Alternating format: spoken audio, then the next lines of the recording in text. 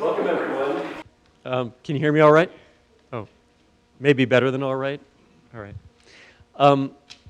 Thank you for coming out. I think our crowd is perhaps somewhat diminished by this impending cataclysm that seems to be hanging over Chestertown at the moment, but I'm very glad that all of you are here. We live in a culture that's awash in biographies. Now, according to Amazon, I checked this afternoon, and today alone, January 30th, 2013, marks the publication date of new works on figures as diverse as, to cite just a few, Malcolm X, the Confederate General Leonidas Polk, the Wall Street fraudster Rajat Gupta, the Apostle Paul, and Her Majesty Queen Elizabeth II. And that's not even all of them that were published today alone. Now, it might even be argued that biography is America's defining literary genre, much as epic poetry was to the ancient Romans, or much as the sonnet was to Elizabethan England. As a people, we seem to be insatiably curious about what one another are up to, and especially about how a single member of our teeming democracy can soar above most of the others to new heights of fame and fortune, or sometimes, of course, plummet into the abyss of ignominy, and sometimes even both in a single life, which are the stories we really like to read. Yet biography is also one of those things that, although it's done widely, is not often done well. Making sense of another person's life, much less transforming that life into literature, is an exceptionally difficult feat. And that's why we're so fortunate to have Neal Gabler with us here at Washington College, and indeed not just this evening, but for the entire semester through May. Neal Gabler chronicles American politics and culture through the stories of extraordinary lives. He's an author, cultural historian, screenwriter, producer, critic, and commentator who has been called one of America's most important public intellectuals. He's won many awards, including an Emmy and Guggenheim Fellowship, and is a frequent commentator on television and in the national press. He graduated with highest honors from the University of Michigan and holds advanced degrees in film and American culture, and has taught at the University of Michigan, Penn State, and SUNY Stony Brook, as well as of last Friday, at Washington College. Gabler's first book, An Empire of Their Own, How the Jews Invented Hollywood, a sort of group portrait of such men as the Warner Brothers, Louis B. Mayer, and Irving Thalberg, won the Los Angeles Times Book Award for History. His second book, Winchell, Gossip, Power, and the Culture of Celebrity, which chronicles America's first modern media superstar, Walter Winchell, was named Best Book of the Year by Time magazine when it was published. His latest book, Walt Disney, The Triumph of the American Imagination, published in 2007, was a New York Times bestseller, was named Biography of the Year by USA Today, and also won him his second Los Angeles Times Book Prize. But I'm especially proud to share Neal Gabler's latest achievement, which is that he is the recipient of the 2013 Patrick Henry Writing Fellowship here at Washington College. Launched by the Starr Center in 2008, the Henry Fellowship, as many of you may know, brings nationally eminent scholars and authors to Chestertown for full-time, long-term residencies, in Neal's case, the entire spring semester. The fellowship aims to encourage new insights into American history and its contemporary impact, and to foster the literary art of historical writing. As part of the fellowship, Neal's living in a historic house on Queen Street, right down in the historic district, while he works on his newest project called Against the Wind, Edward Kennedy and the Tortuous Course of American Liberalism. And most exciting of all, for a few lucky students, Neal is teaching a course at Washington College this semester, The Art of Biography, which, as I've said before, is sort of like having Michael Phelps as your college swim coach.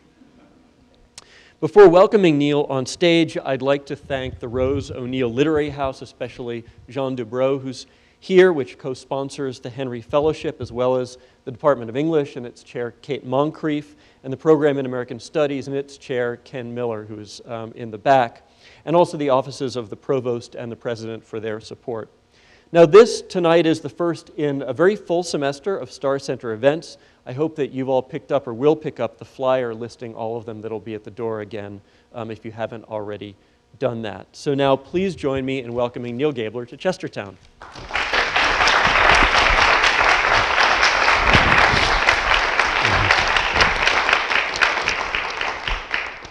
Thank you very much, and thank you for braving this storm. Of course, it puts a burden on me. I have to be good today, I guess. The fact that you came out here and may get wet as you leave. I also, Adam, I thank you for telling me all the books I have to read over the next couple of days or a couple of weeks. You know, when I first started in this business and wrote my first book, which was published in 1988, which was An Empire of Their Own, How the Jews Invented Hollywood, I went out on the road on a book tour, and I was invited to speak at various colleges and universities. And one of the things that you're expected to do, of course, is read. You know, read from your work. And I learned very early on that no one, and I mean no one, not your wife, not your children, not even your mother, wants to hear a writer of nonfiction read. So I will spare you reading from my own work tonight. I won't spare you from my reading from some other people's work, but you won't have to listen to me. And it occurred to me, this is kind of unusual, because you know, if you're a novelist, everybody wants to hear you read. If you're a 10th-rate novelist, everybody wants to hear you read. And if you're a poet, oh my gosh, everybody really wants to hear you read. And you're a 20th-rate poet, they still really want to hear you read. And poets and novelists have groupies. I can guarantee you, no writer of nonfiction has a groupie. Just does not happen. And I thought, well, why is this? Why doesn't anyone want to hear a writer of nonfiction read from his work? And why isn't there this kind of adulation about writers of nonfiction that there clearly is for writers of fiction and poetry? Now, part of it is that, you know, a lot of nonfiction is pretty lousy. I mean, let's be honest about it. It's very plodding. It's not very exciting. It's not very imaginative. It's not very creative. But then one could say the same thing about a lot of novelists and about a lot of poets. So that, I don't think, really is the key. The key is that we don't think about biography as being an art. We don't think about it as being literature. We think about it as being something that someone puts together after long research, but it doesn't have the imaginative or creative spark. And in point of fact, a lot of people who write this think of it in the same terms. I think there are very few writers of nonfiction who think of themselves as artists, who think of themselves as creative, who think of the product of their work as literature. And when I thought about titling this lecture, I thought, well, the art of biography, maybe there ought to be a question mark at the end. The lecture really ought to be titled, The Art of Biography? You mean it's actually an art? Well, I'm going to try and make a case for that as best I can in the course of this lecture. But first, let me address some of the criticisms of biography, because a lot of them are true. And not only the fact that, as I just said, so much biography is plodding and unimaginative and unexciting, and so much of it is frankly a warehouse as opposed to a book. And by that I mean, you know, it's tough when you go through as much documentation as anybody who does this work well does. It's difficult to throw it away. And what winds up happening is a little bit of the book equivalent of the last scene in Citizen Kane, where you look at that, you know, gigantic warehouse full of every item that Kane has collected in his lifetime. Well, a lot of biographers have provided giant warehouses between covers of every item that they have collected as they've researched the book. The problem is that's collection and it's warehousing, but I'm not sure it's biography. And yet we get a lot of that. You know, it's tough. It's tough to look at that card and throw it into the circular file. After all, you spent time writing it down. But anyone who does this professionally, I think, comes to realize that you lose at least half your work. Half of your work winds up in the circular file or in a box. And on occasion, I just kind of glance at that box near my desk and pick out a card and say, geez, I should have put this in the book. I don't know why I discarded this card. But of course, you can say that for virtually every card there. But when I say that I want to address some of the criticisms of biography, it's not that I want to criticize or address the criticism of biography itself. What I want to address is something about the process. Biography is grunt work. I mean, let's be perfectly honest about it. It is grunt work. If you have attention deficit disorder, this is not the business for you. Because, first of all, it requires incredible patience in a myriad of ways. Writing about Ted Kennedy, you have to go to Cape Cod. You have to go as close to the compound as you can get, which isn't all that close, but you can take a boat and see it from the water. And you have to smell the air. Yeah, you have to smell the air. And you have to stare at the water. And you have to write about how the water looks, because you know, I know, for a fact that Ted Kennedy used to sit outside of that compound and stare at the water for hours. And if you're going to capture that sense of what Ted Kennedy was seeing, and possibly even what he was feeling, although you can't impute that, and I'll get to that in a moment, you've got to be able to see that and capture that. And you've got to taste the air as well as smell it. And you've got to know what it feels like as you walk along those walks. You've got to do all of those things. And it's not just at Hyannis. You've got to go to Washington, D.C. And I had the great fortune to have the historian of the Senate walk me through on a private tour. He said, Robert Caro and I are the only two biographers that got this privilege, but to walk me through where Ted Kennedy walked when he was in the Capitol. Now, Ted Kennedy had a hideaway. Most senators do. Senior senators have the good hideaways.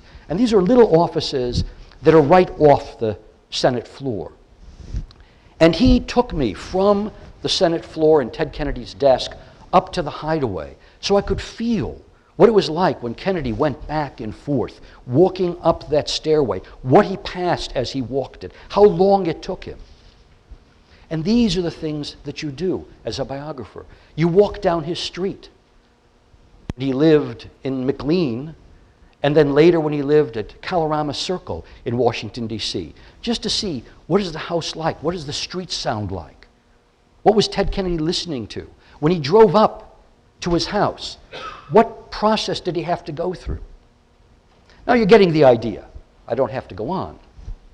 But you have to do all of that stuff. You've got to do that because biography is about detail. It's about texture. It's about feeling what your subject has felt, and then processing that. But that's actually the fun part. The rest of it, most of the rest of it, is sitting in archives. And again, I will summon that scene at the Thatcher Library from Citizen Kane, where the reporter is sitting in this tomb-like room with a book in front of him, sitting there and turning the pages. Well, when I wrote Walt Disney, I had the great advantage of the fact that Walt Disney, from the time he was virtually a little kid, had a sense of his own destiny, which meant that he kept everything, even when he was a boy. There are postcards when he was 8 years old of things that he drew. He kept everything. That was an advantage, but it also meant that when I sat down in those archives and I said to the archivist, at that time a fellow by the name of Dave Smith, who'd been there for 35 years, bring me the first box and let's go through this in chronological order, it meant that I was there for years. Starting with the deed that Walt Disney's great-grandfather had gotten from Canada for the piece of land when they emigrated, and moving through letters that he had written in the last days of his life. And you can only imagine how much paper there was for Walt Disney, because there was a lot of paper for Walt Disney. And you sit there at a desk, which has now been renamed informally the Neal Gabler Memorial Desk, because I was there for so long. And you go through page by page by page, reading every single letter. Now, I'm going to be honest with you. When you get to the 1930s, and there are box after box after box after box, and you're looking through all of this correspondence, what you mainly find is, "Dear Mr. Disney, I'm poor, and I really need somebody to help me. Would you give me $200? The next thing, "Dear Mr. Disney, you're rich, I'm not. I need money. Could you send me money?" The next one, "These are very, very hard times. I'm out of a job. Could you please send me money?" And you read hundreds of those letters. Now, that's interesting in terms of the context of a biography, that people felt this kind of intimacy with Walt Disney, that they felt, and I write this in the book, that they felt Walt Disney was someone who actually would respond to them and possibly give them money. But, that gets old really quickly when you're writing a biography of Walt Disney. You don't need to read 500 letters like that. Believe me, I read more than 500 before you get that idea. So, why do it? Why do it? When I first got into the archive, Dave Smith sat me down and he said, "Just wait a moment, I'm going to bring you something." And he brought me a folder that might have been an inch thick or maybe 2 inches thick. And he laid it on the table. He says, "There." And I said, "There what?" And he said, "Well, when Bob Thomas wrote his biography of Walt Disney, this is what he used." It was 2 inches thick. And I said, "Mr. Smith, you got me wrong here. Bring me the first box.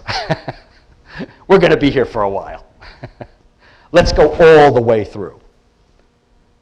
I always say, particularly when my wife says why I can't write faster, that there is one shortcut to writing a biography. I've been working on Ted Kennedy for 6 years now, and Walt Disney took me roughly 7. And my first book, An Empire of Their Own, took me about 4.5. And here's the shortcut. I'm going to share you the secret. This is something that you can put away. It works every single time. Here's the secret for writing a biography quickly. Write a bad book. If you write a bad book, you can do it in no time at all. And many biographers do. But if you actually want to do the work, you sit there and read those 500 letters about people asking Walt Disney for money. So why do you sit and read them? When clearly it's a case of diminishing returns. There's no question about that. And I'll tell you why. This is the reason why. Because every 500th letter, you get a letter saying, "Walt, do you remember when you and I were growing up in Kansas City? And do you remember?" And it goes on, and then Walt responds, "Of course I remember. And do you remember this and this?" And it's very much like panning for gold. You get a lot of sand. It's 99.999% sand. But then you look in the pan every so often, and there's that little nugget.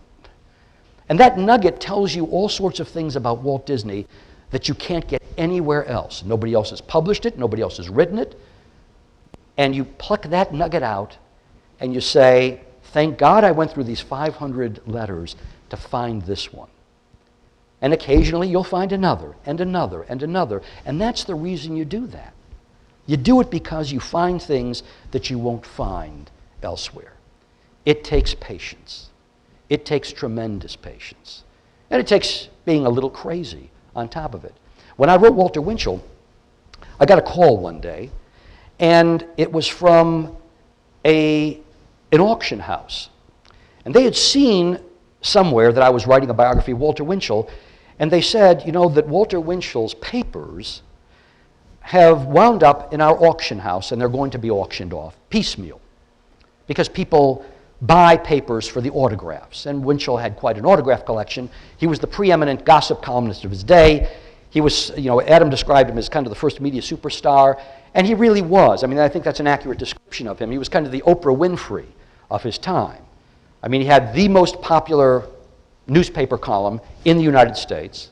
He had the most popular informational radio program in the United States. As I say in my book, and I heard I must have heard 20 people tell me this. On Sunday night, you could walk down any street during the summer in America when the windows were open, and you would hear Walter Winchell's disembodied voice. He also was a movie star. This is something a lot of people didn't know who weren't contemporaries of him. He made movies that were incredibly popular, and the only reason he stopped making them is because he just didn't have the time, not because they weren't making money.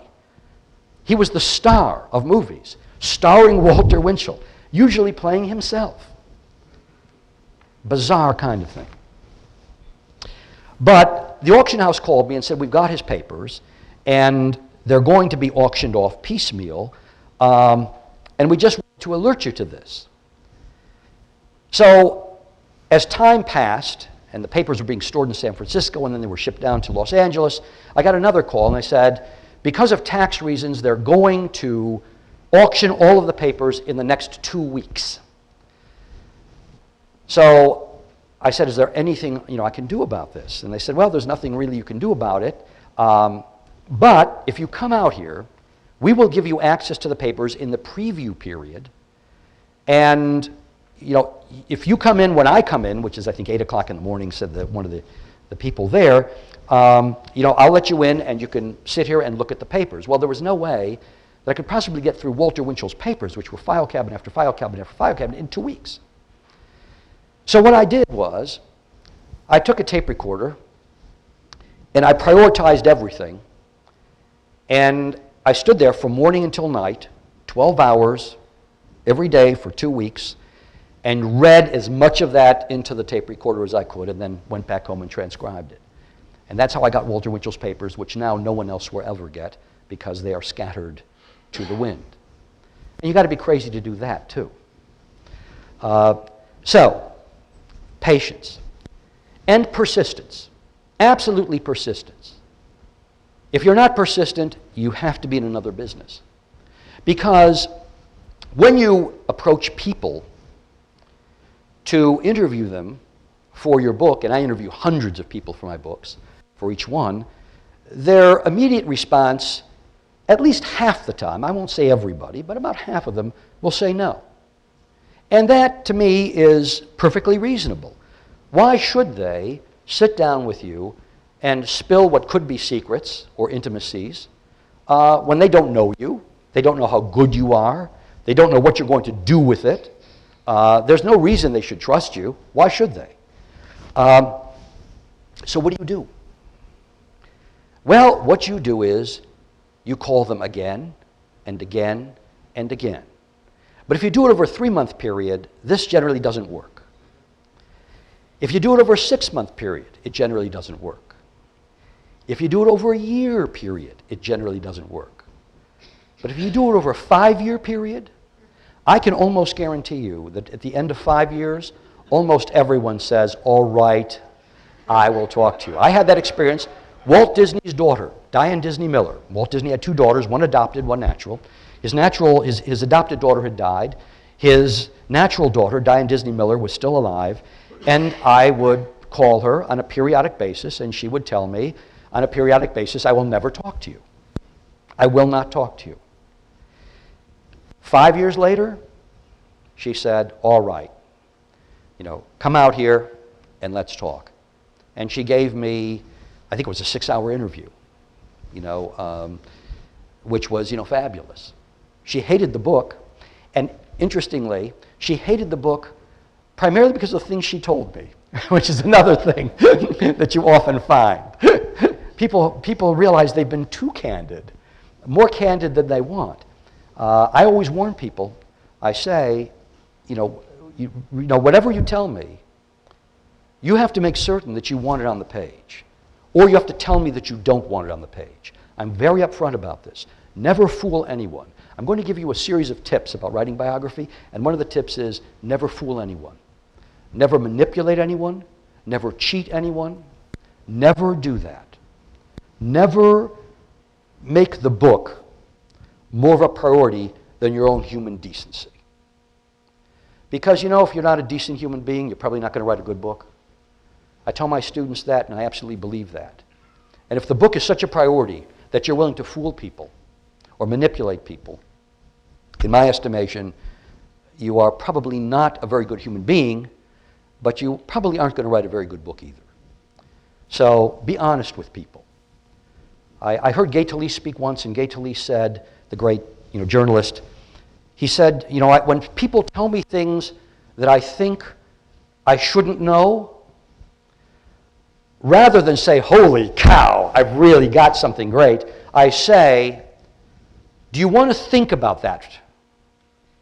Do you want to think about that for a moment and see whether you really want me to publish that? Think about it. Rephrase it if you like. And he reads it back to them so that they are fully aware of what they've told him. So persistence. And sometimes even with persistence you have to be a little crazy.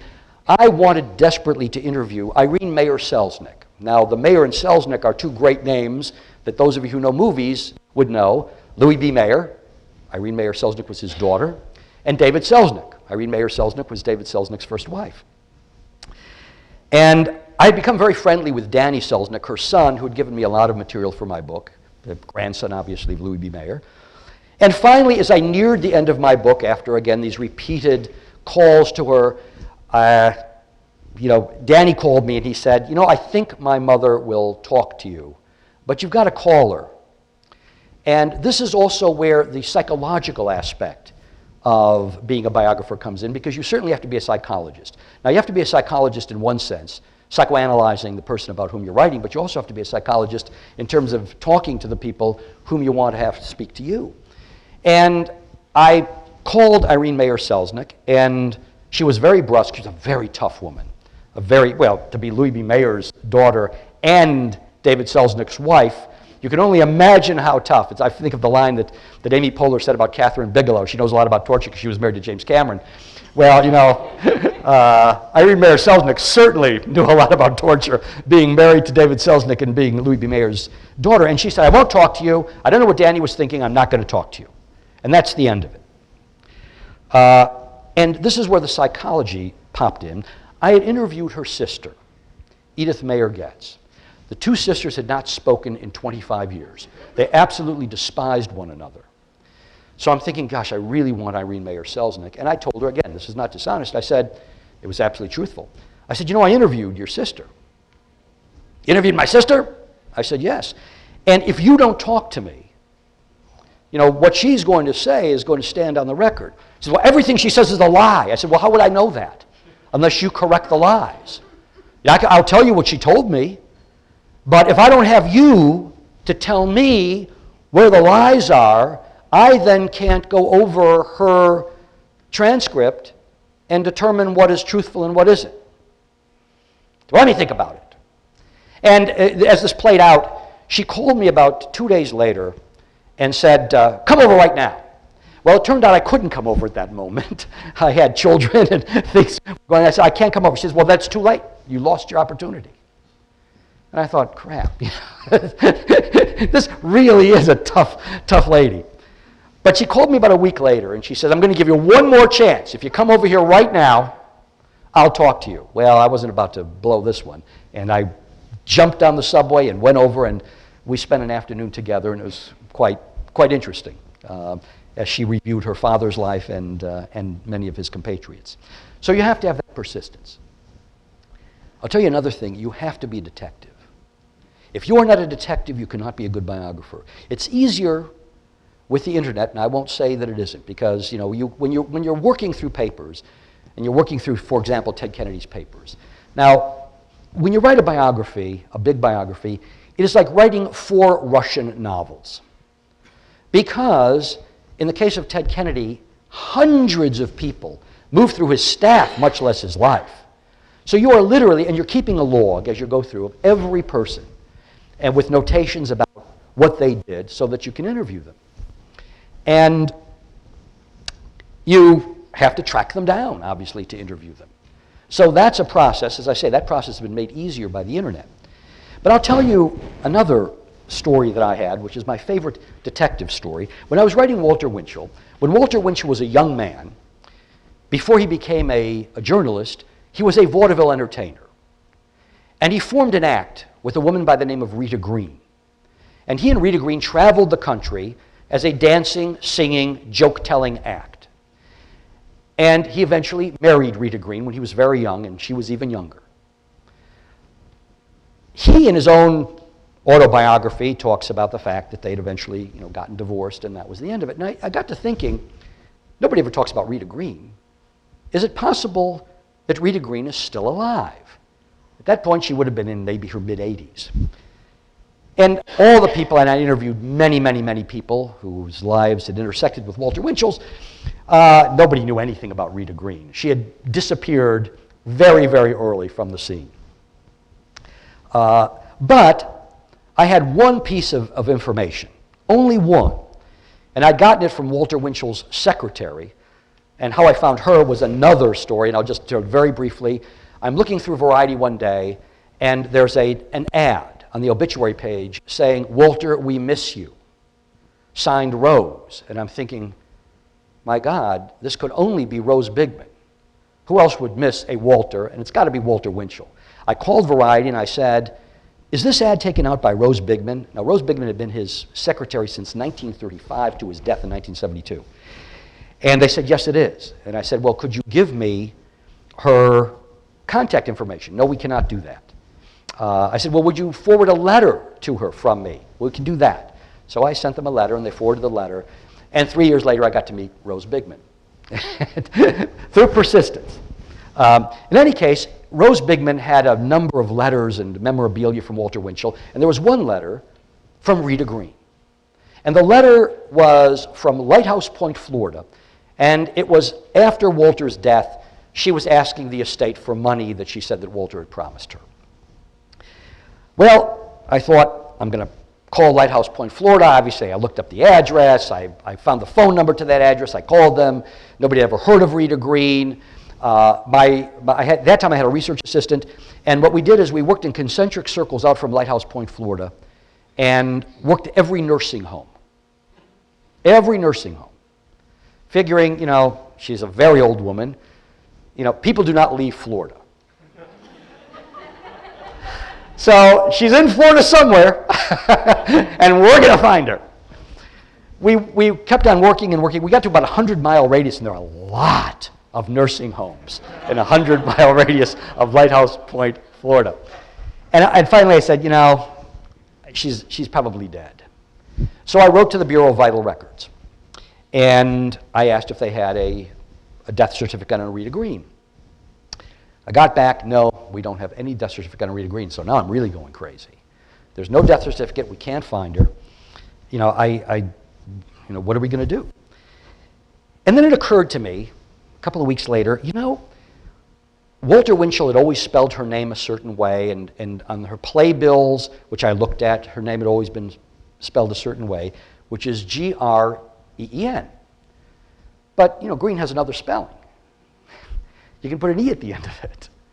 So I thought maybe she dropped the E for show business. So I wrote the Bureau of Vital Records again, and I said, "Do you have a death certificate for a Rita Greene, Greene?" And sure enough, I get a death certificate back for a Rita Greene.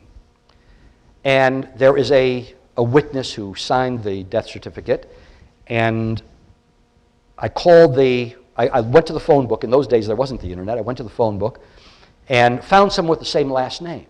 It was Dorothy was the first name, but I found someone with the same last name. I called that number. A gentleman picked up the phone, and I said, "Do you know?" And I said the name. And he says, "Yes, that was my mother." And I said, "Well then, do you possibly know Rita Greene?"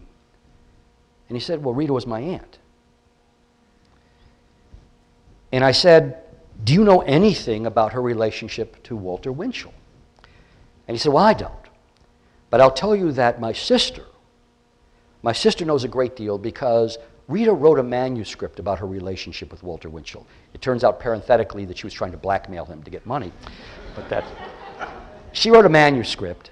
And so I called his sister, who lived in New Orleans at that time, and she not only gave me the manuscript, but she had all of the letters between Walter and Rita Greene and the story of their divorce, which turned out to be a sort of a non-divorce, and also an incredible story about how Rita Greene is walking down the street one day, they're not divorced, and she sees Walter with a young woman who is pregnant. And this is a spoiler alert if you want to read my book.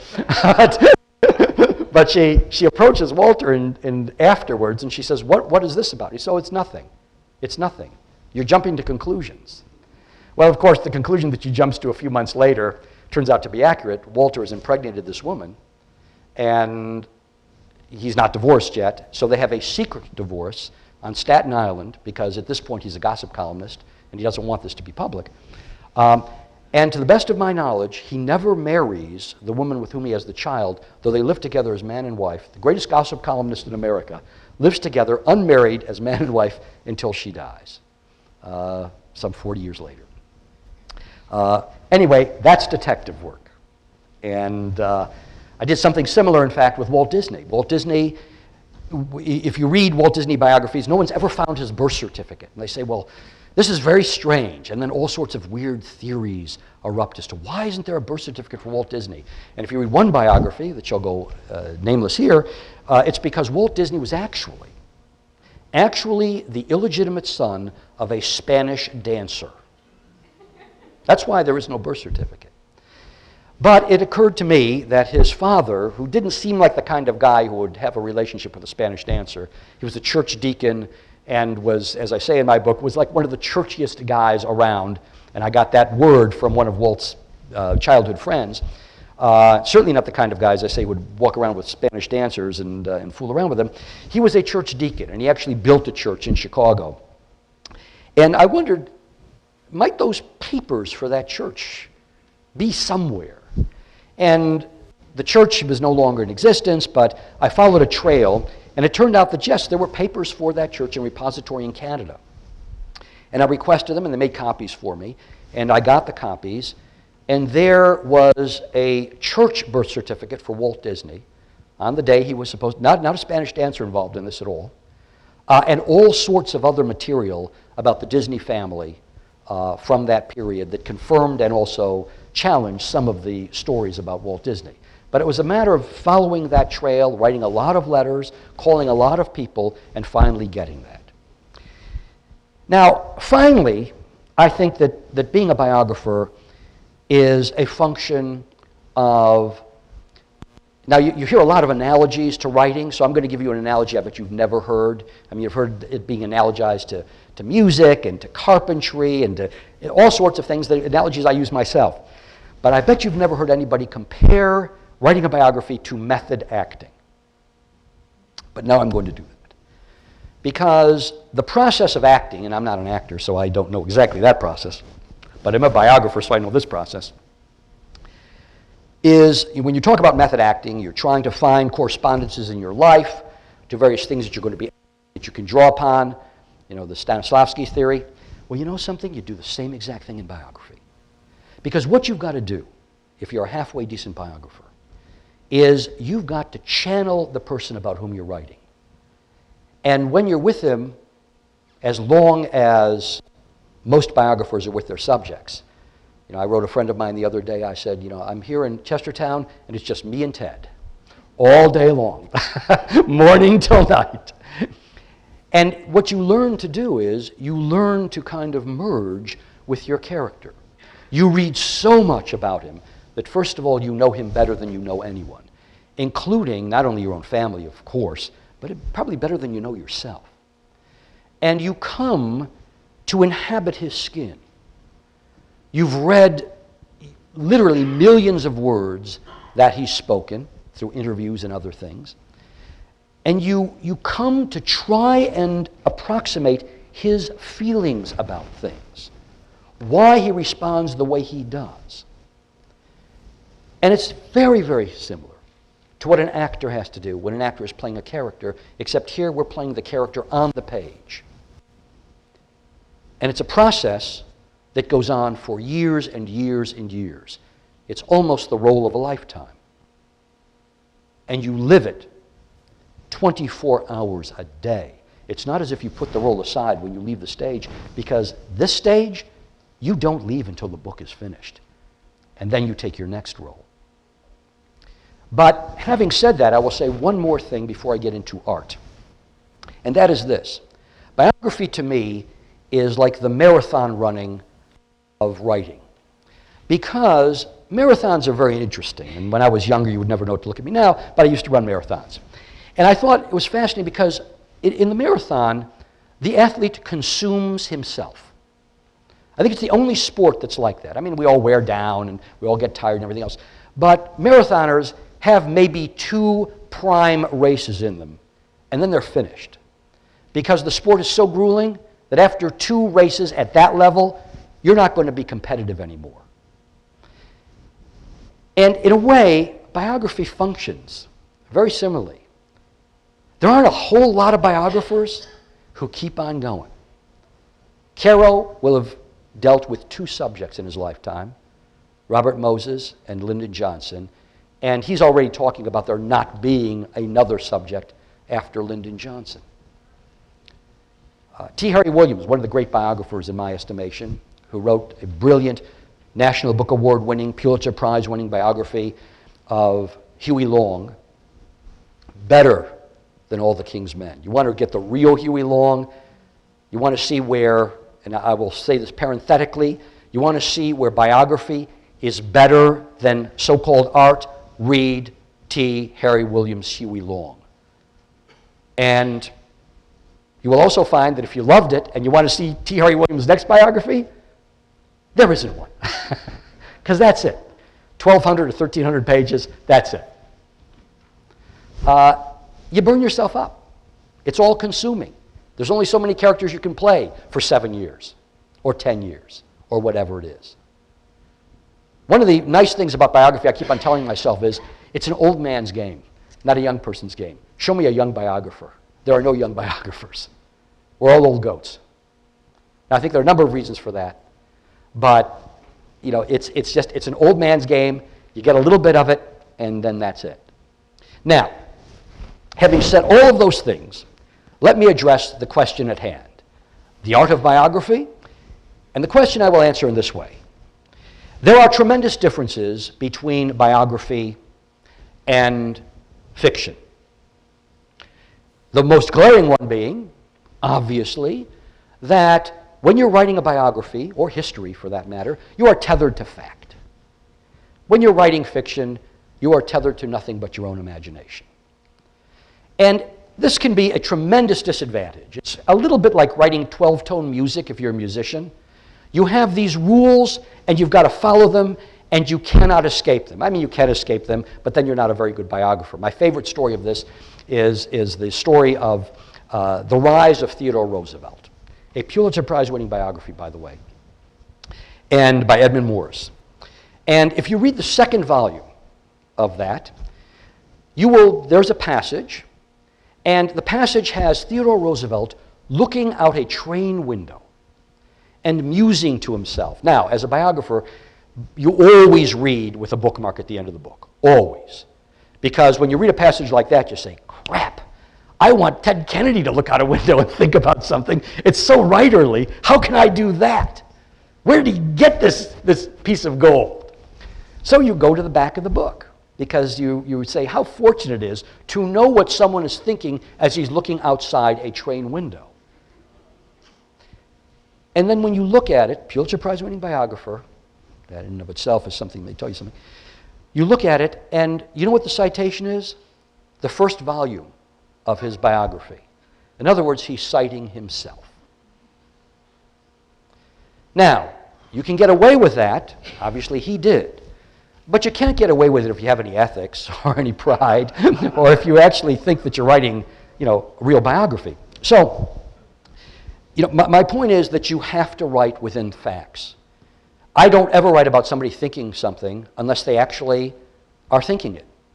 I mean, my favorite days are days when I'm finding Ted Kennedy saying, you know what I was thinking about at this moment? And they say, yes, I got it. And the citation will be the interview with Ted Kennedy on such and such. And you do find those things. You do get those things, what he's thinking about, what he's feeling. I was feeling this, I was feeling that. You get that stuff. But you are tethered to fact, and it's a disadvantage. But here's the advantage. Here is the advantage up against so-called art or traditional art. if you don't regard biography as being art. And the advantage is this. You are handed a gift. You are given a gift. Walt Disney is a gift. What imagination could possibly have come up with a guy who draws animated cartoons and becomes one of the most colossal figures in the history of the world? If you wrote that, no one would believe it. No one would believe that. Walter Winchell, a gift.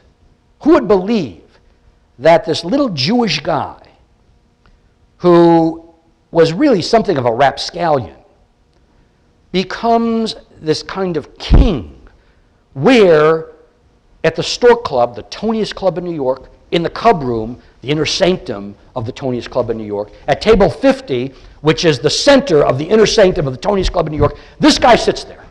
This guy sits there. And the world comes to Winchell and they all kiss his ring. Everyone. The Duke and Duchess of Windsor, Joe DiMaggio, Marilyn Monroe, senators. Everyone has to go and kiss Walter. Who could have invented that? No one could have invented that. And Ted Kennedy, need I say more? I mean, God. The trilogy, as I think of it, as John, Robert, and Ted Kennedy, is a trilogy that no novelist could possibly have begun to imagine. And if you just take the last volume of that trilogy alone, with all the sins and redemption that Ted Kennedy undergoes, I mean, this is massive. This is absolutely massive. You're handed this gift. You're handed this gift. I remember Norman Mailer on the Dick Cavett show years ago, and I never forgot it. He was talking about the Executioner song. And he said, you know, I was handed this stone, he said, and all I had to do was just polish it. And that's how we thought of the Executioner song. So we're given a resonant subject that already is operating within the culture in ways that almost nothing in fiction could, with excuses and apologies to fiction. And now what you have to do, you got to polish it. You've got to polish it. And that is where the art comes in. In the first place, in terms of technique, let me just read you, how are we doing on time? Let me just read you a couple of passages, because you may not believe me. So now here's the evidence. In this courtroom of the Art of Biography, I'm just going to read you a passage from arguably the greatest biographer of all time, Robert Caro. I love this passage. Lyndon Johnson has just arrived at the Senate. Now, he's been in the House of Representatives. He won his election in 1948 by like 30 votes or something in the entire state of Texas. And now he is entering the Senate chamber with one of his advisors, Walter Jenkins. Lyndon Johnson stood just inside the doorway, silently staring out over the chamber for what Jenkins would remember is quite a long time. And then he muttered something, speaking in such a low voice that Jenkins felt he was speaking to himself. And if Jenkins would not recall Lyndon Johnson's exact words, he did recall the gist of what he said, that the Senate was the right size.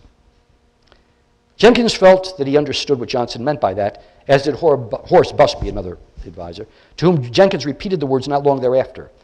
While Lyndon Johnson was not, as his two assistants knew, a reader of books, he was, they knew, a reader of men, a great reader of men. He had a genius for studying a man and learning his strengths and weaknesses and hopes and fears, his deepest strengths and weaknesses, what it was that the man wanted, not what he said he wanted, but what he really wanted, and what it was that the man feared, really feared. He tried to teach his young assistants to read men. Watch their hands, watch their eyes, he told them. Read eyes. No matter what a man is saying to you, it's not as important as what you can read in his eyes. And to read between the lines, more interested in men's weaknesses than in their strengths, because it was weakness that could be explored.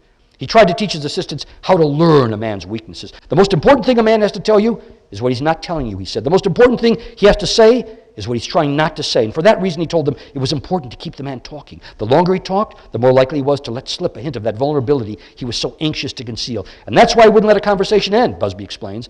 If he saw the other fellow was trying not to say something, He wouldn't let the conversation end until he got it out of him. And Lyndon Johnson himself read with the genius that couldn't be taught, with a gift that was so instinctive that a close observer of his reading habits, Robert G. Bobby Baker, calls it a sense. He seemed to sense each man's individual price and the commodity he preferred his coin. He read with a novelist's sensitivity, with an insight that was unerring, with an ability shocking in the depth of his penetration and perception to look into a man's heart and know his innermost worries and desires. Now, if you didn't know I was reading biography, you'd say, sounds like a novel to me, doesn't it? Sounds like a novel. Now I'm going to read you another passage from one of my favorite books of all time, What It Takes by Richard Ben Kramer. Now, there's some language in here that's strong, but you can take it. This is an extraordinary passage, and it's the story, as you will learn in a moment, of what happens after Neal Biden is killed in the auto accident, along with her infant daughter, the wife of Joe Biden. Jimmy, Joe Biden's brother, took the call at the campaign office. A friend who worked the state police. Neela and the kids were in an accident. No information yet. They're on their way to the hospital. Jimmy called Senator Byrd's office in Washington. Was Joe there? No one knew where he was. And then Jimmy heard it on the radio. Jesus, Joe's going to find out. So he called Washington again with a message, come home, I'm on my way to the hospital. And Jimmy got the state police to pick up his parents, to get Frankie out of school. He called the family doctor to meet him at the hospital. At least he'd take care of the parents. He called the Hunter's doctor, this is the parents of Neela, in Syracuse, and told him to find Neela's folks and call Jimmy back when he was at their side. 15 minutes later, Jimmy got to the hospital. People were starting to gather outside the emergency room, public and press. Jimmy told the cops to keep them out. The doctors came out to find him. We lost Neela and the baby. The boys were still being worked on. He had 2 sons. Broken hips, legs, arms, Bo was all cut up, and Hunter, concussion. Doctors weren't sure. Brain damage, possible. They'd have to transfer Hunt to another hospital. Top pediatrics, they had to get Bo into traction. Could Jimmy identify the bodies? The family was all in the room when Joe burst in. One look, and Jimmy saw that Joe didn't know, and Jimmy told him. And for a split second, Jimmy saw in his brother's eyes that look, pleading. He just wanted Jimmy to tell him, no, it wasn't so. A mistake, a mix-up. It was an instant. The only time he'd ever seen Joe helpless, and then Joe asked to see his boys. Now, this passage is just sheer, absolute poetry. You know, then the fucking ghoul started to show. Oh, they're so sorry. Oh, they can't believe it. It's so awful. Someone who went to sewing class with Mom. I understand. What the fuck do you understand? What the fuck did any of them know? Joe went with Hunt in the ambulance for the transfer. I'm going to be right with you, son. Tests, x-ray, skull fracture. Then he was back with Bo. Joe wasn't leaving. The Hunters came down right away. They couldn't accept. They had to see Neela. Joe had to go with them. And that was the worst, and Jimmy went with Joe, and Jimmy stayed with Joe. It was raining. Hunt was back. They moved the boys to a private room. The boys' legs were going into spasms. Shots, IVs, traction. Joe wouldn't leave. He focused. The boys, this boy, his leg, raised the bed, that lever, that cloth, wet the cloth. His boys were all that was left. And Joe watched over his boys. The family closed ranks around Joe. What the fuck did anyone else know? Now, I could say, Art of Biography, case closed. Right there. But I'm going to say one more word, or a few more words, and that is this. That what makes the art of biography is not even technique. You can get technique. People can do that. Great writers know how to do that. But that is not what makes Robert Caro and Richard Ben Kramer great writers. It's not technique. Technique you can learn. What makes them great is this. Biography is essentially, like all art, it's a quest. It's not about facts. Facts are the things that you have to abide by when you write it, otherwise you're writing fiction. But this is where fiction and biography converge. Great books, fiction, nonfiction, are about truth. They're not about facts or about imagination. They're about truth. And when you're writing biography, if you're good at it, as these men are, you're looking for the profound truths of life. You're writing in part about yourself. Don't ever think for an instant, I told my students this last Friday, that when you write biography, you are simply devoting your life to someone else's life. You chose that subject. You chose those episodes. You chose those facts. And the choice is your choice. When you write biography, you are writing about yourself. You are writing autobiography. Every book I write, though I'm not aware of it until somebody tells me about this, is an expression of myself. To know Robert Caro, read The Life of Lyndon Johnson. To know Richard Ben Cramer, read What It Takes or Joe DiMaggio. You will know him. You will know him from these things. So you write about yourself. But you also are writing about your society. I chose to write Walter Winchell because I wanted to find out, where did all this media, celebrity culture begin? And I thought, well, let's go back to the headwaters. And the headwaters are Walter Winchell. He's the guy who was there, who first profited off of it. If we understand him, maybe we can understand this process. I'm writing Ted Kennedy because it seemed to me, as we all know, liberalism, which was the dominant ideology in America throughout the 1930s, 40s, 50s, and into the 1960s, died as a viable ideology. And I thought, if you want to understand that process, why not look to the man who embodied it, Edward Kennedy? Understand him, understand that. And understanding that, I thought we could also understand something profoundly important about our country, which is why I'm here, as the Patrick Henry Writing Fellow at the CV Starr Center, which is writing about the American experience and trying to connect modern to the past. And the issues that Kennedy's life illuminates are issues that go back 200 years in America. Issues about the state. Issues about our better angels and our lesser angels. Issues about, what we have to do for one another as poised against what we have to do as individuals. These issues are deep in American history, but they're also deep in Ted Kennedy's life. And I think that, again, one of the reasons I was selected as the Patrick Henry Writing Fellow is that we can look at those issues through this life. But then there is that human truth that is even deeper than the social truth. Who is Walter Winchell and what does he want? Who is Walt Disney and what does he want? Who is Ted Kennedy and what does he want? Can we get inside of those souls to understand more about us? Not just about the United States, which I always am interested in, but about us, about who we are, about human beings. And to me, I could be talking about great novels, or I could be talking about great biography. Robert Caro is a great biographer, not because he gets the facts right, not because he's got technical skill. He's a great writer because he gets to the truth of Lyndon Johnson and Lyndon Johnson's heart, and he shows us the connection between that man and us, as Richard Ben Cramer does with all of the characters in What It Takes. And as I hope to do, though I certainly wouldn't compare myself with them, as I hope to do with Ted Kennedy, and as I hope I've done with Walter Winchell and with Walt Disney and with the movie moguls who created Hollywood. That's the art. That's what you try and do. Anybody can tell a story, anybody can organize facts, and frankly, anybody with a little skill can write well.